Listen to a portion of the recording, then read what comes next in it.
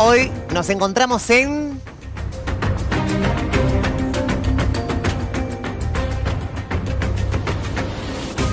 Minas de Paramillos, Uspallata, Mendoza.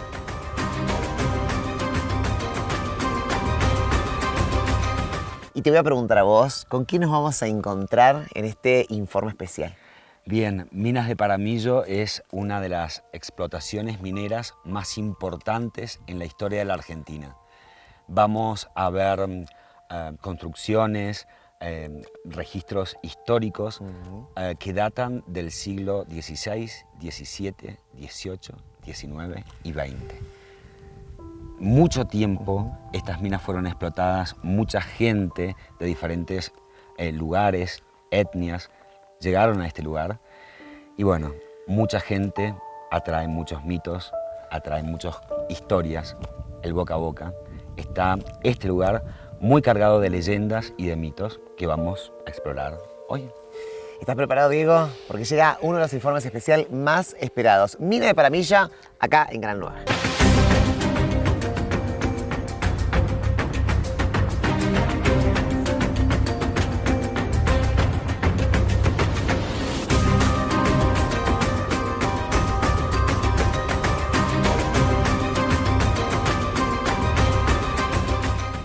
Buenas noches, ¿cómo andan? Bienvenidos a la tercera temporada de No Culpes. Acá estamos, más firmes que nunca.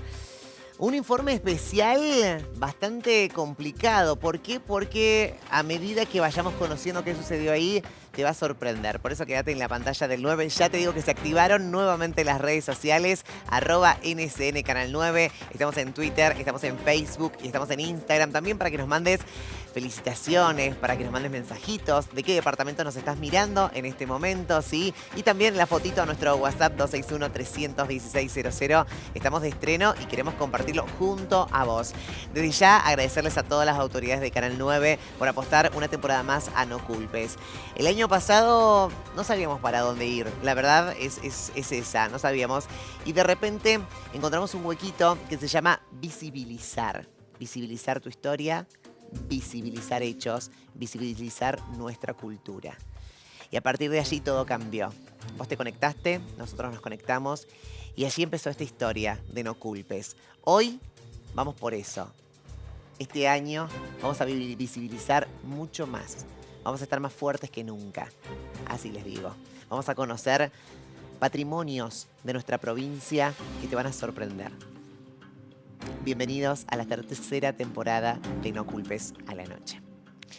Y ahora sí, voy a recibir a mis invitados en la noche de hoy, porque ellos son especialistas y ellos van a hablar de todo con respecto a las minas de Paramillos. Ya voy a recibir a Daniel Grilli, historiador. Daniel, ¿cómo estás? Bienvenido. Hola, ¿cómo te va, Goga? Gracias por recibirnos. Bueno, de estreno, Dani, ¿eh? Todo. Estreno, todo. Voy a recibir a quien me acompaña en Uspallata, Diego Grilli, investigador del CONICET, investigador y escritor de historias mendocinas. Así es. Muchas gracias, Goga, por invitarme nuevamente a tu programa. Felicitaciones por este primer programa, por este estreno, esta tercera temporada. Toda la fuerza. Un lujo estar acá. Ahí está, ¿eh? Bueno, con vos fuimos a Uspallata, ¿no? Y la verdad es que nos sorprendió todo. Todo nos sorprendió, absolutamente todo. Y la verdad es que vamos a revivir con los mendocinos este lugar. Un lugar que, como se anticipaba... Sí, ¿me pueden bajar un poquito la música del estudio, por favor? Ahí va. Ahí está. Como se anticipaba, Sí. es un lugar cargado de historia, Sí. que incluye a muchas etnias, muchos grupos de personas y que data de muchísimos siglos, ¿sí? Es un lugar con mucha energía. Vos y yo lo vivimos, estuvimos ahí y sabemos de qué estamos hablando, ¿no? Y voy a recibir a él, que lo tengo acá a Marcelino Azaguate. Siempre tengo problemas con tu apellido, ¿te diste cuenta? Azaguate. Sí, me di cuenta. Lo tengo acá. Él es cacique huarpe. Y una historia muy importante de los huarpes, ¿no? Porque tiene que ver con la historia natal de las minas de Paramillo. Allí estuvieron los huarpes hasta que llegaron los jesuitas, hasta que los explotaron. Tal cual. Sí, primero llegaron los incas. Los incas. Después los jesuitas. Bueno, yo creo que hay una historia ahí bastante interesante para descubrir, y esto que decís vos, para visibilizar, porque me parece que es muy bueno que haya este programa, que alguna vez también lo dijimos, que visibilice lo que muchas veces ni los mendocinos sabemos que existe. Ajá. Así que muchas gracias por invitarme a tu primer programa y bueno, estoy a disposición. Como siempre. Y vamos a hablar de todo, Marcelino. Vamos a hablar porque es una historia muy importante. El tema de los huarpes. Ujú. Y ¿Cómo no? complicado también. Complicado, Sí. vamos a indagar, ¿no? Y arranco con una pequeña introducción, Dani, porque hablamos de huarpes y hablamos de una historia que prácticamente eran de ellos y se la arrebataron. Bien, la provincia de Mendoza estaba poblado por estos que nosotros denominamos poblaciones prehispánicas, o sea, las poblaciones originarias, los pueblos originarios, huarpes en este sector, puelches al sur de la provincia, pehuenches ya prácticamente en el límite con Neuquén, Sí. y son las poblaciones autóctonas que teníamos en este lugar. Como bien decías, van a ser dominados por los incas a partir del siglo XV aproximadamente, y ya durante el siglo XVI la presencia española va a someter a las poblaciones huarpes a la llamada encomienda, que era este sistema de pago de impuestos en la corona española, Sí. que los huarpes debían pagar por la dominación hispana a través del trabajo personal. Y luego también la población huarpe va a sufrir un impacto interesante cuando, aunque estaba prohibido por la legislación hispana, que es la encomienda de ausentes, o sea, los encomenderos, los españoles que estaban situados en Santiago de Chile, venían, buscaban las poblaciones huarpes para trabajar en el sector chileno, porque el araucano era bastante difícil de dominar, y entonces varias poblaciones, varios grupos familiares van a ser trasladados. Y hay crónicas que relatan de algunos religiosos fundamentalmente, cómo fueron trasladados estas poblaciones huarpes al sector chileno. Y algunas otras se escondieron en algunos sectores como lo que vamos a trabajar esta noche, y otros, por ejemplo, en lagunas, como eso produjo también una dispersión de las poblaciones autóctonas. Perfecto. Las minas de Paramillo tenían un atractivo particular. Creo que los huarpes, los incas y posteriormente los españoles se dieron cuenta. Un metal muy valioso. Tenían oro. Ahí lo vamos. Pero vamos a arrancar desde el inicio, ¿no? Y es cierto, aquellos que dicen paramillos. Minas de Paramillos. Cuando hablamos de Paramillos, ¿a qué nos estamos refiriendo? Es un lugar, una denominación, un topónimo, o sea, un lugar que está, un nombre que está indicando un lugar. Y antiguamente se lo conocía este lugar porque era un lugar de tránsito. Hay que tener en cuenta que la ruta entre Mendoza y Chile iba por este sector, salía por el norte de la ciudad y se metía en las cerrilladas que nos separan desde, por ejemplo, del Chayao hacia el norte, y esta ruta va a ser usada por el Ejército Libertador en 1816-17, cuando hacen la campaña. Entonces, el lugar de Paramillos tiene una significación muy especial. ¿Por qué? Porque era el lugar de tránsito normal entre Mendoza y Chile. Hay que tener en cuenta que Mendoza, durante la primera dominación hispana, dependía de Chile, de la Capitanía General de Chile. Entonces era una ruta de vinculación permanente. Y Paramillos marca un punto extremo o un punto interesante dentro de la trayectoria. ¿Por qué? Porque es el lugar de descanso antes de llegar a la villa de Uspallata para luego emprender toda la subida hacia la Gran Cordillera. O sea que es un punto interesante. Además hay muchas crónicas de viajeros que comentan que hay situaciones climáticas muy importantes, hay momentos de extremo frío y extremo calor. O sea, es un lugar que marca un punto clave en la ruta. De por sí está en la señalización de la Cruz de Paramillo como un lugar donde llegás prácticamente al mirador de la Concagua, que es fabuloso. Entonces, un lugar con muchísima significación, y sumado a que la explotación minera empezó allá como por el siglo XVII, 1638 aproximadamente, son los primeros datos que tenemos de la explotación por parte de religiosos, y luego, bueno, va a ser como era la ruta entre Mendoza y Chile. Es más, van a haber muchos viajeros. En el caso de Darwin, que pasó en 1830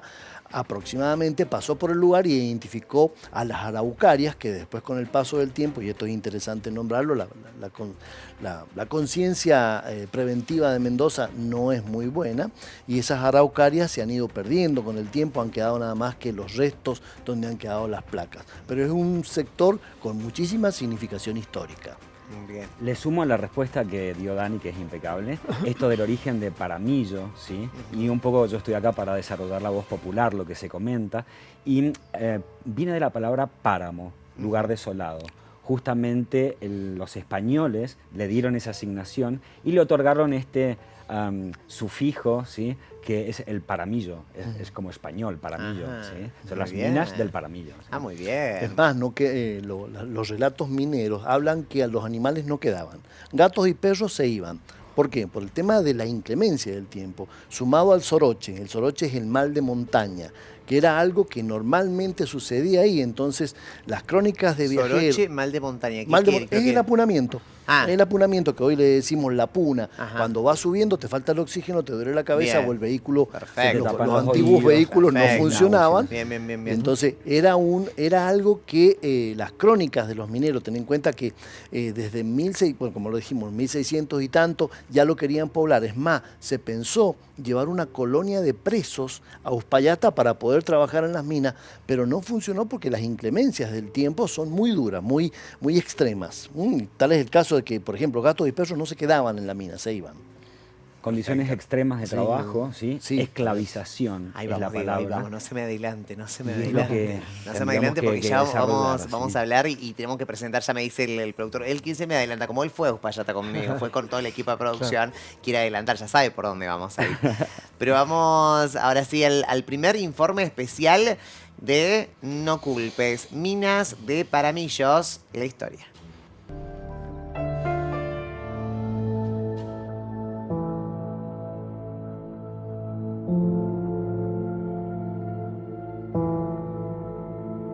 Antes de entrar a las minas de Paramillos, ¿no? Unas minas que tienen una historia única. Por detrás nuestro, o sea, atrás nuestro, hay casas. Contame un poquito la historia. Bien, no solamente casas, sino que estás visualizando al mismísimo Aconcagua. Eso nos marca que estamos altos, bastante altos. Y estamos viendo que en este lugar y en esta altura Sí. se construyó una ciudad minera. Eso nos remonta al siglo XIX, al año 1885, cuando se instala acá la Sociedad Exploradora de Paramillos. Y en el año 1889 contratan a un genio, a un ingeniero alemán. Y él, un genio realmente, sabía mucho de física, de química, decide aprovechar los recursos naturales y construir las instalaciones de esta ciudad minera para comenzar a extraer de una manera eficiente, segura, prolija, los minerales que tenía la montaña. Todas las construcciones que vemos fueron diseñadas por él y de alguna manera puestas en uso bajo su supervisión. Finalmente, este ingeniero se desentiende de la mina, sale de este lugar y termina sus últimos días en otra provincia. Lo dio todo, lo puso todo, con la precisión alemana, y consiguieron sacar una enorme cantidad de plata y plomo en ese tiempo, ya llegando hacia el nuevo siglo, este siglo XX que lo marca la era industrial, el trabajo del metal, el trabajo de plomo, de plata, ¿sí? Europa se llevó gran parte del plomo y de la plata en esa época, gracias al ingenio de este ingeniero alemán. ¿Y qué pasa con la gente de acá, no? Porque se habla también de fantasmas, de espíritus, de gente tampoco que no era tan feliz. Bien, era una sociedad exploradora y explotadora. El recurso humano era muy importante para abrirse paso a través de la montaña, ¿sí? Las instalaciones donde vivían, donde pernoctaban, son rústicas, están como a la deriva del clima de la montaña. Seguramente atravesaron inviernos crudos. Seguramente el trabajo de la mina se llevó a muchas vidas de esa época. Probablemente aquí convergieron y trabajaron empleados que venían de África, españoles, también huarpes, también criollos, ¿sí? Fue un momento donde muchas culturas se confluyeron aquí, coincidieron y se dedicaron a seguir las órdenes de este ingeniero alemán para sacar el metal de esta montaña. ¿Qué otra particularidad tiene este lugar? Porque sé que hay muchas. Bien, este lugar se parece mucho en el paisaje al Tíbet, y de eso se dio cuenta un director que hace bastantes años atrás dirigió a un famoso actor hollywoodense, Brad Pitt, en una película que se llamó 7 años en el Tíbet. Y también consiguieron, en este caso, gente de Estados Unidos, aprovechar este recurso cinematográfico, escenográfico, para construir imágenes que en el Tíbet hubiesen sido imposibles de tomar. Montaron un Tíbet en este lugar, favorecidos por este paisaje. Primera parte del informe especial. Y claro, un lugar lleno de historia. Exactamente, como lo anticipábamos, historias crueles, historias que demandaban el esfuerzo físico, la esclavitud, la muerte, ¿sí? Eso es lo que está sepultado en esa ciudad fantasma de Paramillos, en esa mina, en ese entorno, ¿sí? Mucha muerte, mucha energía asociada con la muerte. Era un lugar extremadamente riguroso para trabajar. El frío, el invierno lo hacía un lugar insoportable, ¿sí? Dani, a unos metros de ahí, perdón sí, que interrumpa, sí, a unos sí. metros de ahí está el cementerio. Sí, Y estuvimos. Sí, están, estuvimos, se pueden estuvimos. observar los féretros y los fardos funerarios. Como era el lugar de vivienda, también el lugar de muerte. Ujú. Quiero que, Dani, me lleves un poquito la historia, ¿no? Allá, ¿no? Cuando llegan los jesuitas, Bien. cuando están los huarpes, cuando encuentran En plomo. en un primer momento, este lugar no va a ser la explotación primera, sino el Pique Vallejos, que está del otro lado de la ruta, hacia el sector de Agua de la Soya, y hacia el costado sur se encuentran varios piques. Este es el Pique Gobernador que estaban viendo. La mina Vallejo, la mina La Descubridora, son las primeras que los jesuitas van a ir explotando. Fundamentalmente se van a ir extrayendo algunos minerales de baja ley, quiere decir algunos minerales que, y además con un sistema de pirquineo, ¿qué quiere decir? Que iban perforando la roca directamente siguiendo la veta. No había un proceso de estructuración de hacer un túnel, sino que directamente van trabajando, van sacando el mineral, lo cargan en unos pequeños capachos o unos pequeños baldes y lo van sacando. Entonces realmente es un trabajo, como lo decías, bastante duro, porque como todo trabajo minero, es muy arriesgado, es muy sacrificado. Y además se pensaba que era interesante que la familia estuviera al lado del minero para que todos trabajaran. En algunos casos no se cumplió demasiado. Y como esto lo comentaba, hay un catalán que es Francisco Serra Canal, que piensa colocar una comunidad, instalar un pueblo con una cárcel, por los presos traídos desde Mendoza, para que trabajaran directamente en el sector. Luego de las explotaciones de La Descubridora, de San Lorenzo, es interesante que en 1816 ya había una compañía minera en Mendoza que estaba extrayendo minerales en este lugar. Cuando San Martín está haciendo la campaña libertadora, Sí.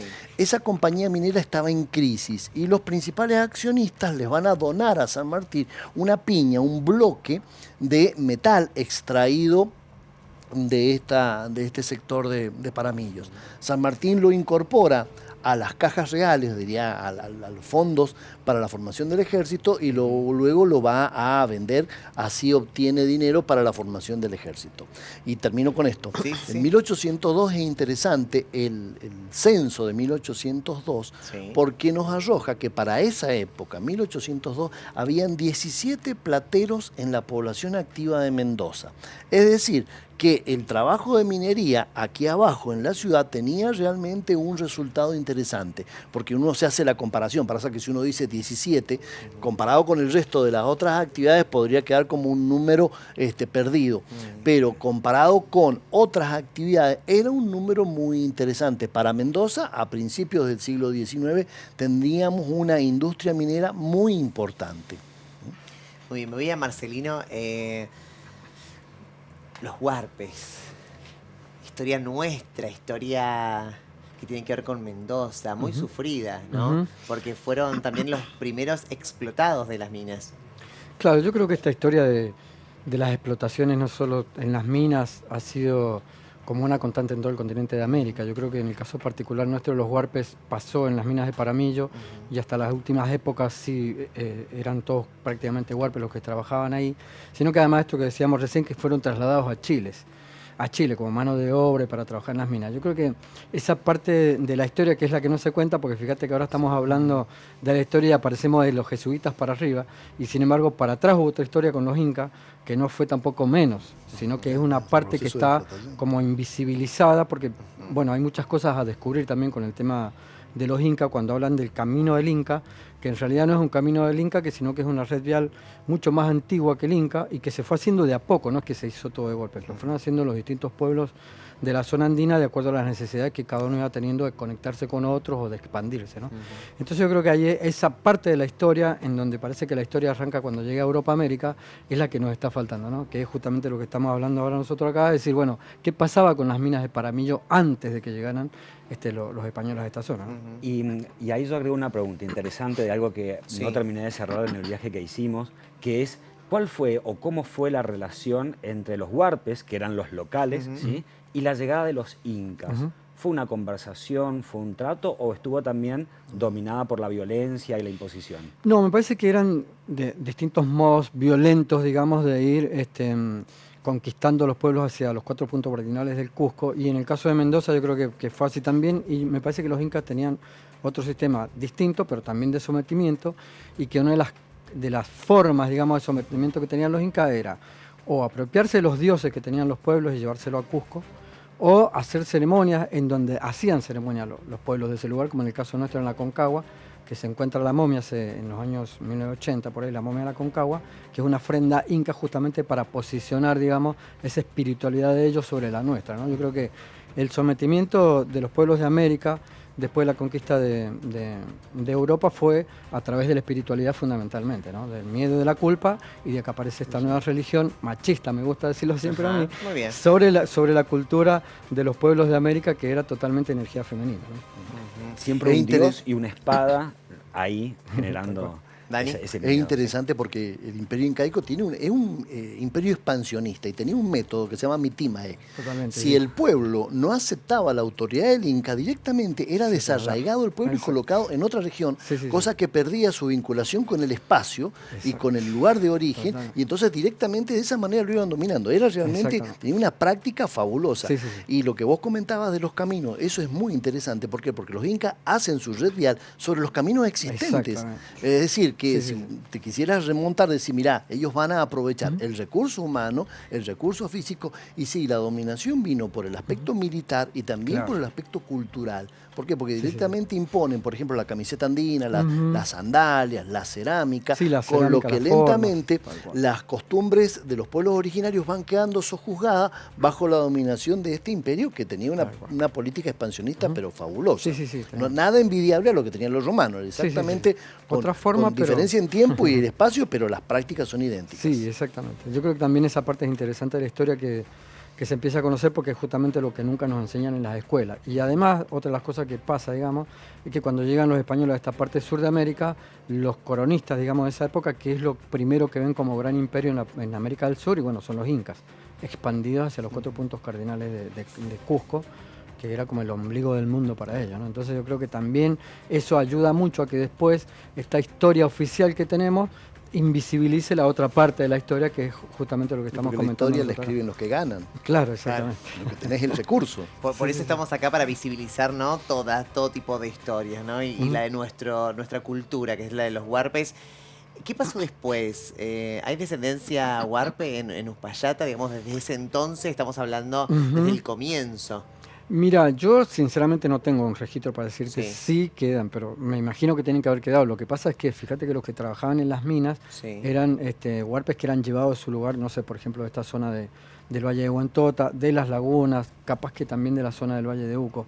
Entonces no es que vivían ahí con la familia, después se quedaban en Uspallata, no. A mí me parece que esa parte también está un poco borrosa, y yo creo que tiene que haber igualmente ahí en Uspallata gente que tenga alguna ascendencia huarpe, seguramente que sí, porque en el traslado a Chile pasaban primero por ahí y después, bueno, seguían hacia el otro lado de la cordillera, ¿no? Dani, muchos se preguntan, se terminó con la explotación, ¿no? Esta parte de la historia de los huarpes. Cuando me refiero a que se terminó, me refiero a la cantidad de huarpes que murieron justamente para enriquecer a los jesuitas en ese momento. ¿Estamos en lo correcto cuando decimos eso? ¿Que parte de los huarpes, parte de la descendencia de huarpes se ha terminado allí? No, no. Ten en cuenta que hay una ley que habla de pueblos originarios. Entonces, eso nos está remitiendo a que si por ahí a lo mejor físicamente decir, mira, han desaparecido, no han desaparecido, porque las tradiciones culturales han continuado. De repente, por ejemplo, en las zonas de laguna, en algunos sectores, todavía las tradiciones culturales continúan, perviven, lo que te hace que esos pueblos originarios se mantengan. Es más, en trabajos históricos que hemos hecho en el archivo histórico, hemos encontrado un acta de casamiento 1879, donde un español se casa con una india huarpe. Entonces, ya ese dato es realmente muy importante. ¿Por qué? Porque para que en un registro religioso, tengan en cuenta que los casamientos eran, la administración era por la Iglesia Católica, aparece la nominación de una persona de esta etnia, es muy importante. Entonces, no podemos decir que físicamente han desaparecido y menos culturalmente. Es más, si vamos, por ejemplo, al mercado cultural que está sobre la calle San Martín, uno ve cómo lentamente siguen haciendo aquellas canastillas que Fidel Roig Maton en la década del 30 las pintó espectacularmente, y que ellos reproducen la cultura y el acervo cultural que esta comunidad tiene en este lugar. Entonces, podemos decir que la comunidad huarpe, aunque físicamente no esté visibilizada, quizás en el sector de Uspallata sí, porque han conseguido la posesión de un territorio, pero culturalmente ha permanecido todas algunas tradiciones. Hay rescates en el caso del cura Valdivia, cuando hace el confesionario huarpe, es muy interesante porque él traduce los principales rezos a la lengua huarpe y se tuvo el trabajo de hacer un diccionario bilingüe Milkayak, que era el idioma que hablaban los huarpes, español. Entonces, es un dato fabuloso porque eso no está hablando, lo que no tenemos es la fonética del Milkayak, pero sí tenemos, salvo que este cura hubiese sido sordo, sí tenemos cómo él lo entendió las palabras que los huarpes utilizaban para algunos objetos. Y todo esto, Draghi Lucero, a través de algunas novelas, casi 100 años después, los va a rescatar. O sea, cuando se habla, por ejemplo, de los farallones, las grandes montañas que hay al lado de la ruta, para el huarpe eso significaba la presencia de su dios principal, Unucuar. O sea, ha quedado la tradición no solo por lo que queda, sino por los escritos, algunos históricos y otros relatos basados en historia, como Las Mil y Una Noches de Juan Draghi. Hay mucho todavía para trabajar sobre esto, y no quiero aburrirlos con esto. Por ejemplo, algunos de los sacerdotes redactaban mensualmente las cartas anuas, que eran informes de la labor religiosa que hacían. Cuando uno lo ve desde el punto etnográfico, puede sacar un montonazo de datos de las comunidades huarpes. No hablo más porque... No, está bien. No, sí, la idea no. Estamos todos tan concentrados, ¿no? Porque cuando uno visita estos lugares, es tan nuestro. Y uno se empieza como a embroncar también con los españoles, con los jesuitas, bueno, con todos los que hicieron que perdamos nuestras propias culturas, ¿no? Y sobre todo acá en Mendoza. Pero voy a un punto. ¿Cuándo hace el clic, ¿no?, de los jesuitas? ¿O es la época de los jesuitas, corregime? Cuando dice, necesitamos negros. Ya están los huarpes, necesitamos negros porque necesitamos sacar más riquezas de esta mina. Fundamentalmente cuando la mano de obra se acaba. O sea, lo mismo pasó en Chile. En Chile, como el araucano le ofrecía demasiada resistencia a las huestes, a las tropas españolas, bueno, necesitamos un elemento que sea más maleable para el trabajo en mina. Se lo llevan a Chile. Pero ten en cuenta que la población huarpe no era una gran población numéricamente hablando. Entonces, lentamente, la extracción a Chile, la huida hacia algunos sectores lejanos de la ciudad para huir de esta dominación de la encomienda, hace que la población huarpe se vaya diseminando por distintos sectores y numéricamente, por ahí de repente te aparece que en el censo de 1802 aparecen muy pocos aborígenes nominados. Entonces decís, bueno, ¿qué pasó con la población? Bueno, y luego, como mano de obra, Mendoza no era un sector de esclavos, pero sí era un sector de comercio de esclavos. ¿Qué quiero decir con esto? Los esclavos venían de Buenos Aires caminando. Aquí se vendían y se trasladaban a Chile. Buena parte de esos esclavos van a ser después solicitados en 1816 para la incorporación del Ejército Libertador, que San Martín le ofrece a los propietarios de los de los esclavos, la posibilidad de la libertad de ellos siempre y cuando triunfasen. Van a ser los que forman la infantería que se enfrenta en las primeras batallas en la campaña libertadora. Hay referencia de que algunos negros pudieron volver. Entonces, es decir, ¿por qué se toma la población afroamericana para trabajar aquí? Por la falta de mano de obra que había en el lugar. Van a ser utilizados en algunos casos en las minas. Y hay algunos dibujos de Juan Draghi Lucero en algunas publicaciones antiguas donde algunos afroamericanos son utilizados en las tareas de cosecha. Sí, es bastante interesante. O sea que el aporte afroamericano o directamente africano sobre este lugar todavía tiene restos y todavía es un tema a investigar. Entonces, fundamentalmente, para responderte, Sí. es por la falta de mano de obra. Falta mano de obra. Voy a sacar un entre paréntesis porque vimos en el informe especial la película 7 años de Tíbet, Bueno. ¿no? Mucha realidad en una ficción. Bien. En esa oportunidad, 1996 creo que fue, como vos lo mencionabas, la universidad colocó un grupo de protección arqueológica sobre este sitio porque vinieron a filmar sobre un sector que es patrimonio.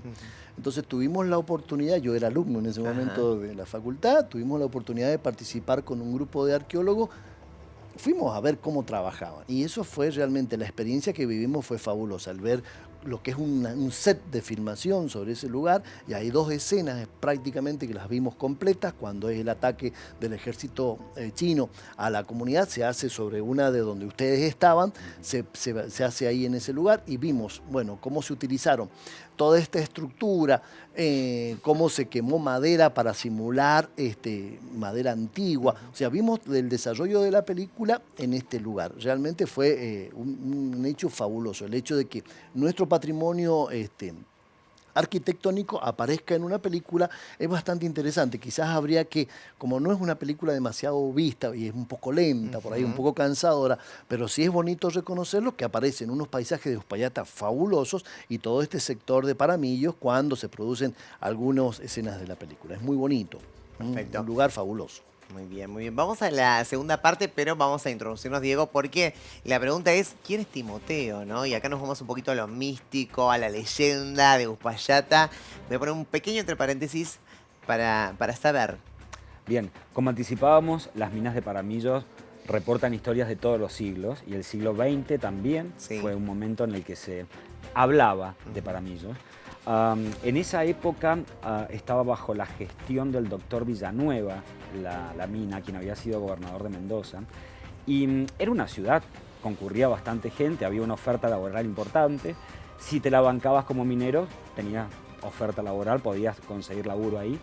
Y era un refugio también, un refugio de todo tipo de personas. En este caso, el Timoteo era un delincuente que se venía escapando de la justicia desde Buenos Aires, desde el litoral, y llega a la mina buscando trabajo. Se queda ahí. Y la policía de Uspallata da con él, da con su rastro. Y sucede algo ahí en las minas, no sé si lo vamos a comentar en el informe o lo desarrollo ahora, que el Timoteo es acorralado en ese lugar, dentro de una mina, ¿sí? Es obligado a correr en los pasillos de la mina, a internalizarse, y nunca sale, nunca vuelve de ese lugar. Hasta ahí. Personaje popular del lugar. Cuando fuimos a Uspallata, todos hablaban de Timoteo y nosotros queremos saber de qué personaje se trata. El hombre de Uspallata. Mira.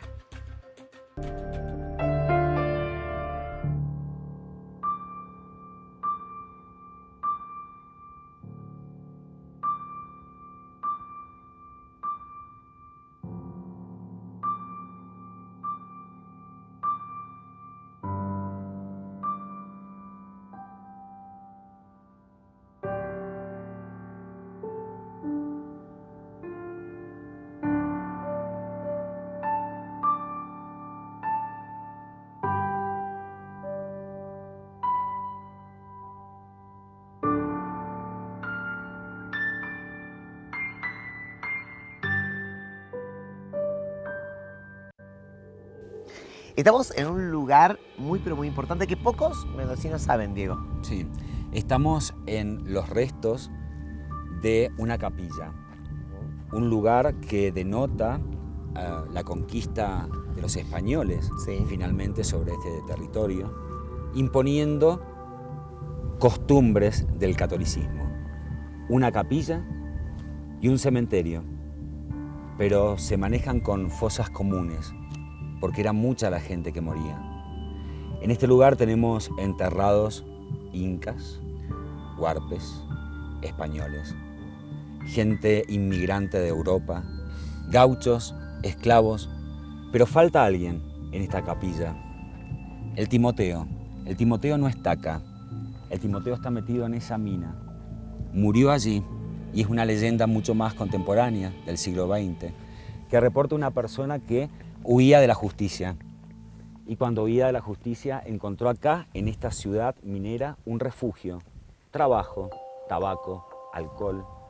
Le sirvieron para sobrevivir a este lugar. Pero la policía finalmente dio con él y él se refugió en una mina. Una mina que le dio un sepulcro final, porque el Timoteo nunca salió de ese lugar.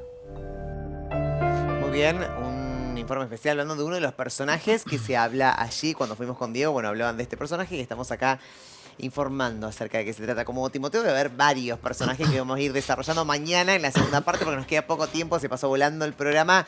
Pero quiero ir un rato con Dani, ¿no? Acerca de que nos cuentes de la capilla, ¿no? De esta capilla, del cementerio también. Bien, las construcciones que veíamos datan, sí, del siglo XIX, de la compañía minera de los Bember, donde estaba también Francisco Pascasio Moreno como uno de los miembros del directorio. Había gente muy importante, conspicua de la sociedad mendocina. Una compañía minera realmente muy, muy interesante. Y desarrollan una actividad muy interesante para el momento, ¿no? Con la estructura que se va a colocar y todo. Y así como estaban las habitaciones que mostraban las casas para los mineros, también estaba el servicio religioso, y como en todos los sectores, al lado del servicio religioso, o sea, al lado de la capilla, estaba el cementerio. Es una costumbre, como en el caso de Lagunas, donde está la capilla y al lado está el cementerio, era una costumbre colocar el camposanto pegado al sector de adoración de Dios.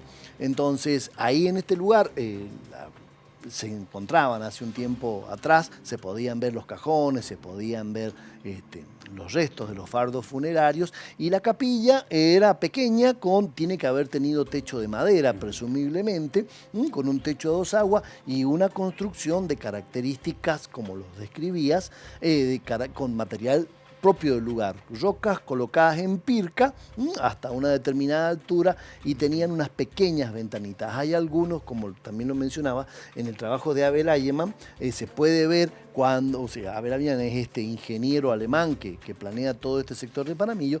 Hay planos que nos muestran dónde estaban situados el pique gobernador, los distintos lugares de administración.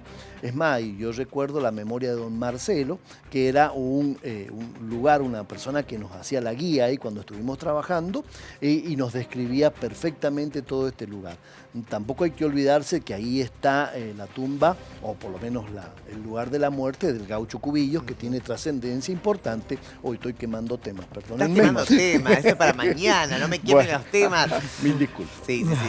Otro de los personajes más famosos de No, los mayas, ¿no? El gaucho Cubillos. Fuimos a visitarlo, así que pero no lo vamos a contar hoy. Está bien. Hoy.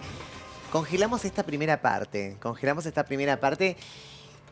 Ya mañana nos vamos al corazón de las minas, allí adentro, donde también vamos a hablar de personajes, donde también vamos a hablar de historias, donde también vamos a hablar de leyendas, porque ¿qué pasaba allí? Como anticipé, es un lugar muy frío, menos de 3 grados allí adentro, y sucedieron muchas cosas, ¿no? Y hay objetos intactos de aquella época, donde los huarpes eran esclavizados, los negros esclavizados, y vamos a ver todo en el programa de mañana, ¿eh? Tenemos que agradecer, claro que sí, tenemos que agradecer a todos los que hicieron posible, el programa de hoy, sí. Lo tengo por acá, pero mira, Aitana Living, un beso gigante, sí, Aitana, de verdad, por siempre refaccionar todo, ponernos todos lindos estos living, un besote gigante a ambos, ¿eh? Leo Carlen, sí, por toda la tipografía, por Leo Carlen Neón, ahí está, muy bien. Ni lo que es, no culpes a la noche, me encanta. Y también vamos con Cabañas Suyuque, ¿sí? Un besito gigante, gigante, gigante, porque bueno, ellos nos hospedaron allí en Uspallata.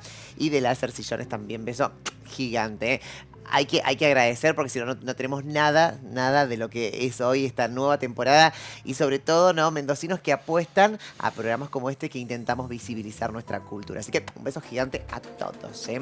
Nos vamos, claro, ya es hora de irnos. Mañana nos encontramos con la segunda parte y esta vez nos vamos al corazón de las minas de Paramillos. Desde adentro te vamos a mostrar absolutamente todo. Gracias por acompañarnos. Llegamos para quedarnos.